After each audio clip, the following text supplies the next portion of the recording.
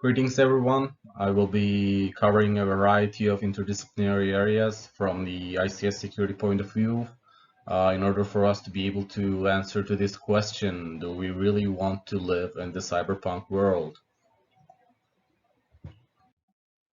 During the talk, I will be sharing only the actual stuff and their potential implications in terms of the ICS cybersecurity. Maybe you know them all, but mostly we deal with the details and lack of seeing the bigger picture when we're dealing with the ICS security. Also, I want to point out that these are my own thoughts and my own way of interpretation of the advancements in technology and their correlation with my own experiences. Obviously, yours might be different than mine, but I want to raise an awareness about these subjects. And in my opinion, we should not consider these subjects separately or different areas than the ICS world. Before I dive in further, though, allow me to introduce myself. My name is Mert, but you can simply call me Mert Can Click because I have been known to being able to click from the early ages of my life. I'm a computer engineer with a master's degree in cybersecurity. I primarily focus on the cyber physical systems as well as the wider area networks and the ISP implementations and their security as well. I work as an ICS penetration tester in the Barakat Cybersecurity, where I get to do a lot of penetration testing to a rich variety of cyber physical systems. Now let's quickly define what cyberpunk is so that we are on the same page when it comes to answering our title question. The term cyberpunk was originated back in the 80s as a sci-fi dystopia where the society is dominated by computer technology and big corporations, where everything was interconnected in some way or another. In short, we can describe it as the era of high-tech, low life, and in the essence of it, we can simply call it like the hacker culture.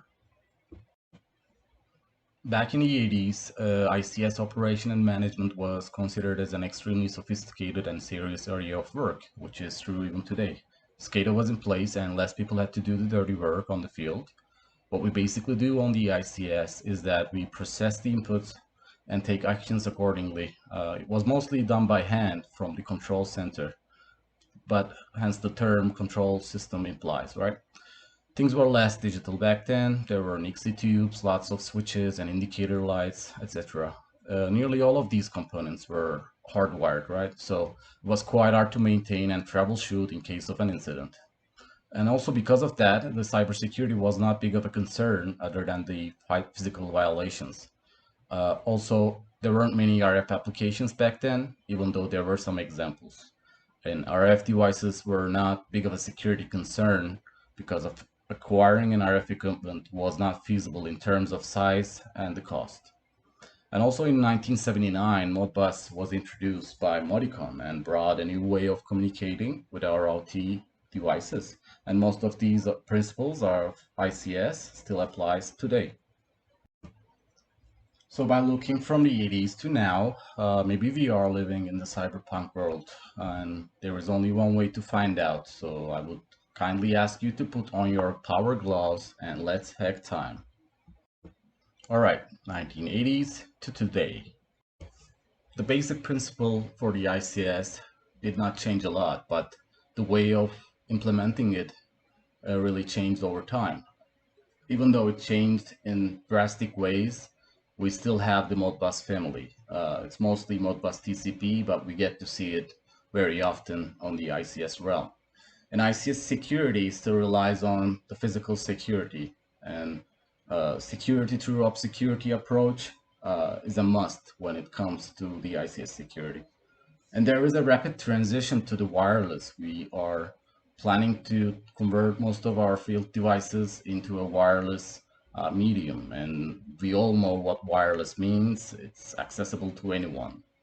We now have the IIoT as well, which we will cover soon. And we have some models that we implemented, such as Purdue. But for now, we get to see a newer approach for ICS implementation, and it's more cloud-oriented architecture. We are planning to carry out our operations and our data to the cloud as well as any other systems. And also now the ICS world relies on the geographical information systems where we can use the GPS and other technologies that are out there. So let's start with a real life example for the ICS world. For those who are not familiar with it, we'll be giving some examples and some possible attack vectors in terms of ICS security. So let's take a look for the gas distribution systems. We try to distribute the gas by going through different steps where we tend to reduce the pressure up to a point where we can use in our household. The gas is being distributed in really high pressures to achieve high volumes, and we have to reduce it down to a point where we can use it, which is around 1 to 21 millibar, and it starts its journey with the 60 to 75 bars atmospheric pressure. As long as we keep reducing that pressure, the natural gas has this unique property of being cooled down about a half a centigrade degrees Celsius for every atmospheric pressure you reduce it to. We use gas chromatography. That's to analyze the compounds within the natural gas. It's mostly done on real time. Obviously, the natural gas does not consist of only single compound. It's a mixture of compounds. We have to measure it, and most of the distribution companies are being, charged based on those values, and we use flow computers, sensors, and all that kind of crazy stuff to achieve that. But also it comes with a price, and we have to use the gas analyzers, which has to be on some kind of embedded operating system. But in my experience, I have mostly seen them using Windows CE. Also, another interesting feature of the natural gas that not contain any odor, so you can't really detect by smelling the natural gas. I know that you know what it smells like, but that's not by its default. We have to use some kind of odoration to achieve that, and we use some special liquid that is called the THD to odor that natural gas that is being transmitted. But the THD is so potent that only one drop of it can odorize about 2,400 meter cubes of gas, which smells awful already. So in order to odorize the natural gas, we obviously use the SCADA system, and we have the PLC or RTU, which is connected using the wireless modem. It claims that we should cover it in a safe area, but I don't see the definition for the safe. As for the example with the Florida water supply attack, where the hackers were able to, manipulate the system of the mixture of the lye onto the water supply and changing the value to 100 to 11,000 parts per million. The same principle can be used to manipulate or use as an attack vector for the authorization technologies as well.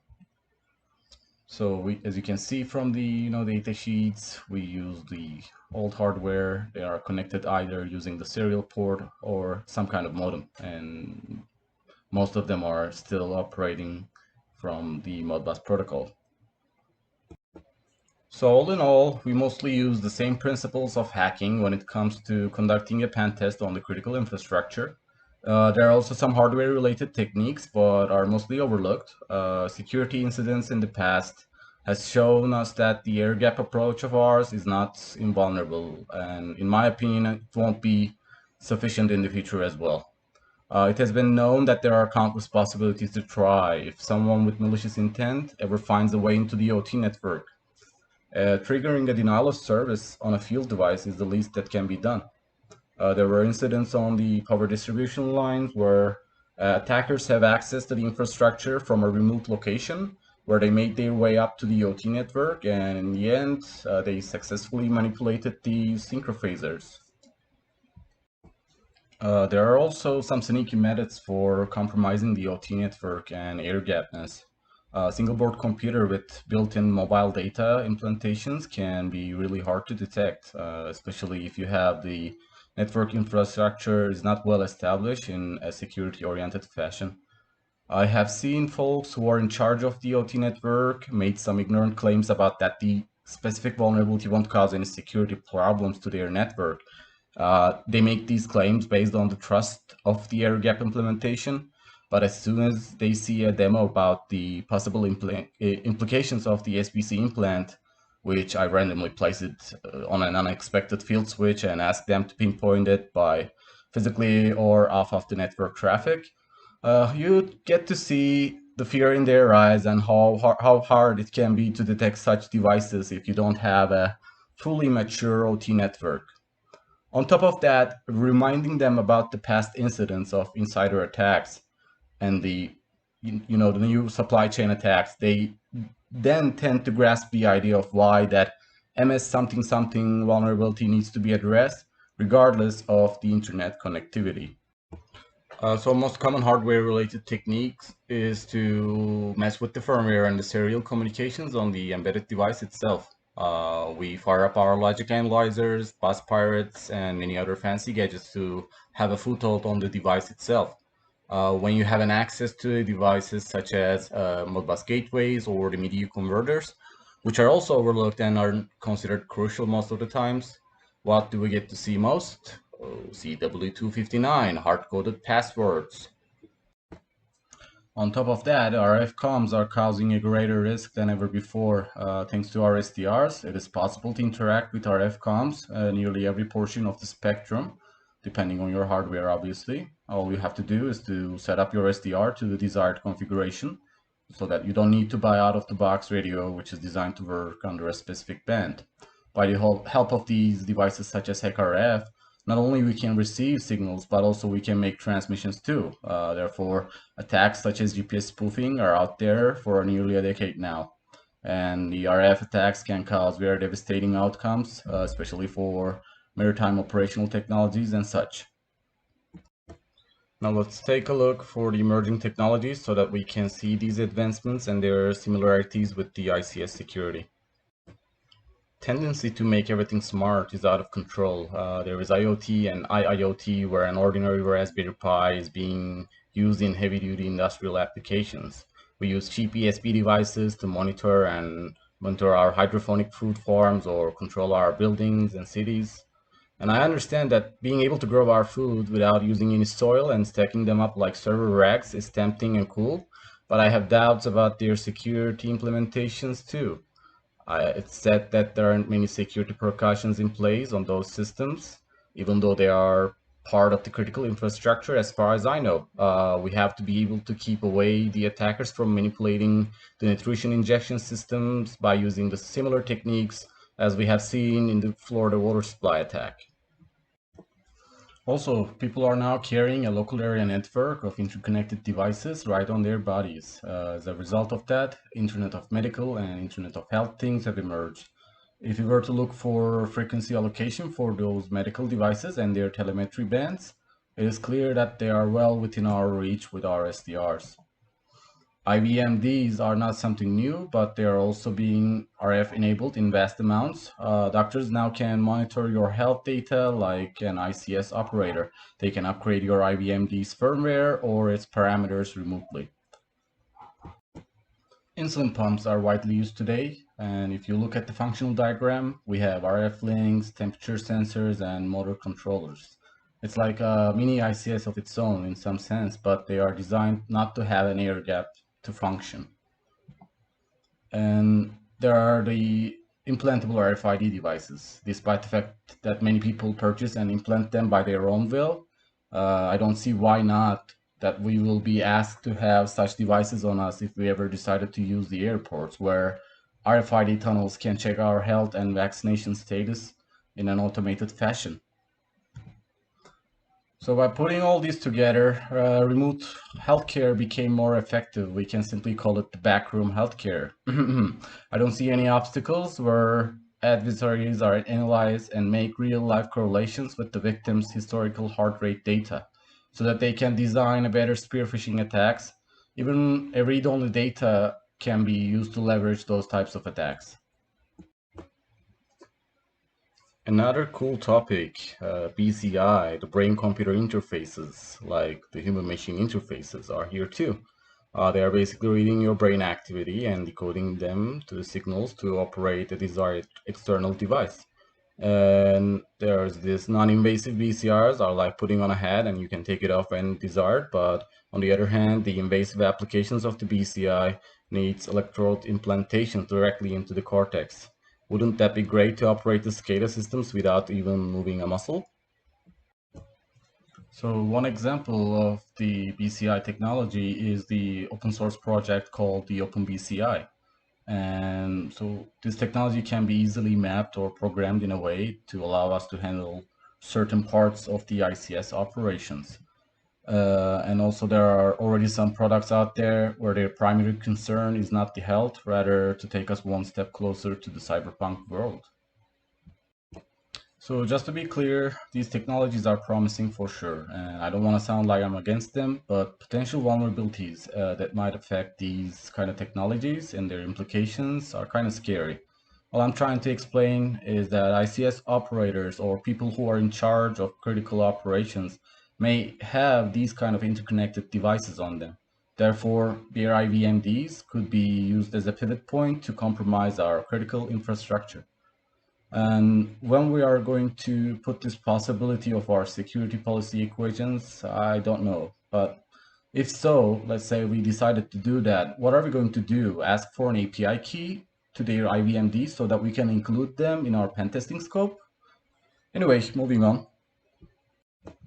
Simplest form of attack against such devices is battery drain attacks. You can consider them as denial of service, but for IVMDs. And all you have to do is simply trigger the RF module over and over again, as if you were about to communicate with them. A case study and well-detailed post was published recently. It's a great example for capturing and decoding an RF signal that is being transmitted off of an ingested capsule that is being used to measure and record the pH levels inside the body. Utilization of autonomous vehicles are also on the rise for both public and industrial use, and in some certain industrial areas they are being used as a part of the production line. Therefore, in my opinion, AVs should also be included in the overall evaluation of those processes.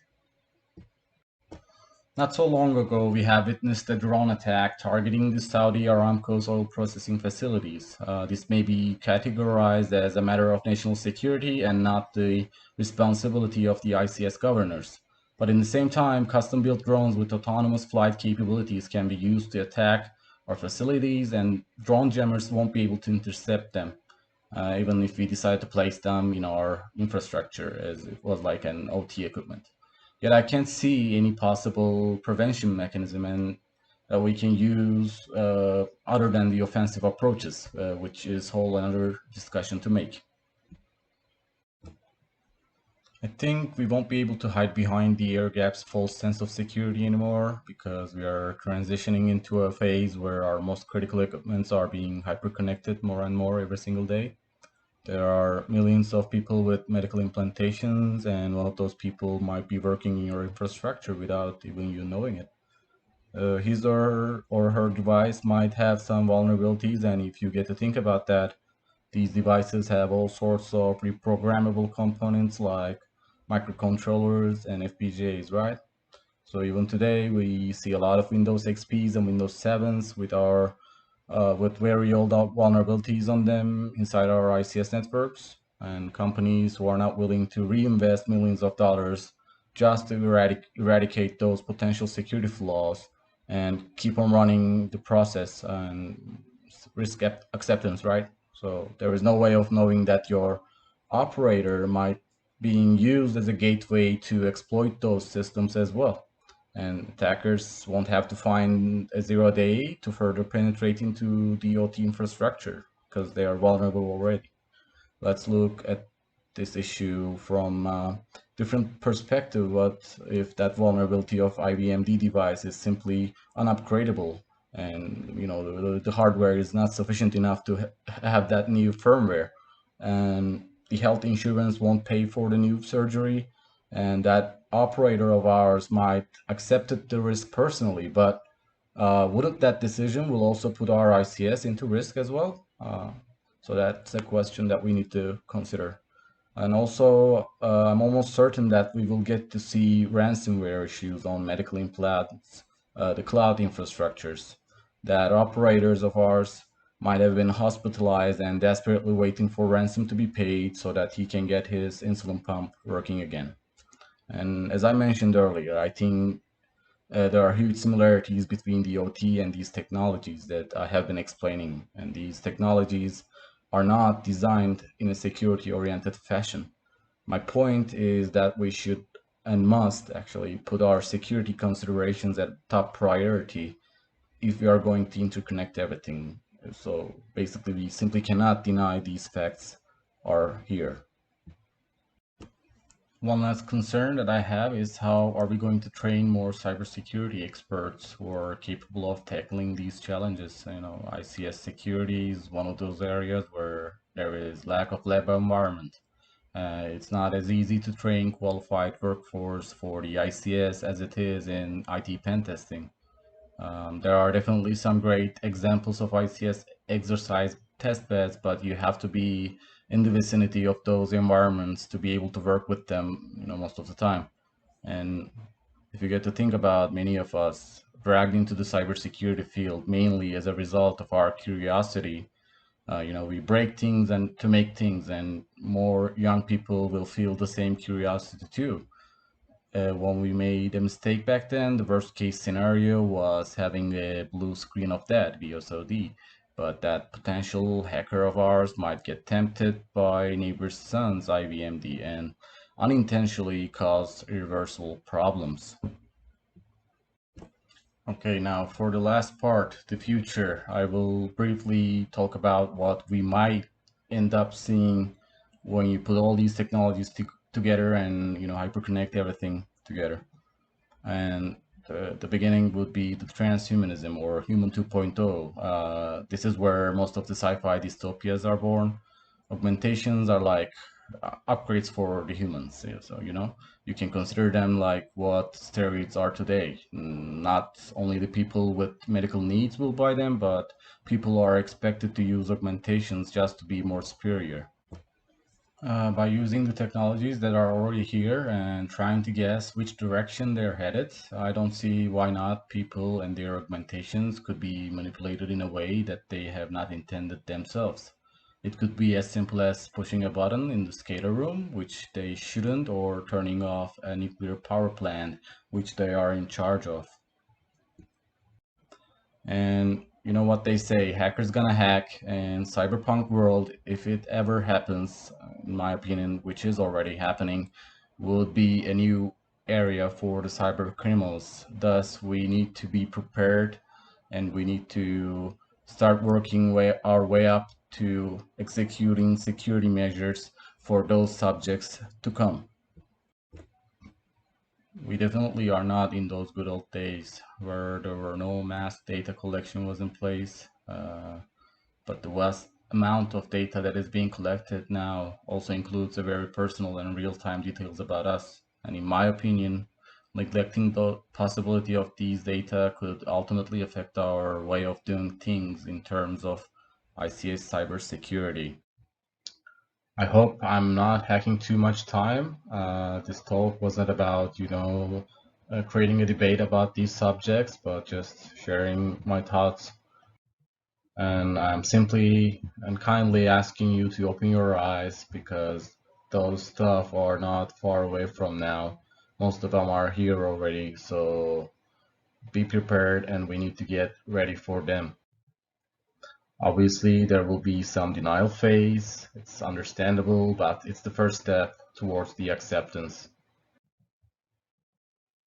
You needed the references, and I would like to thank you all for your time and attention.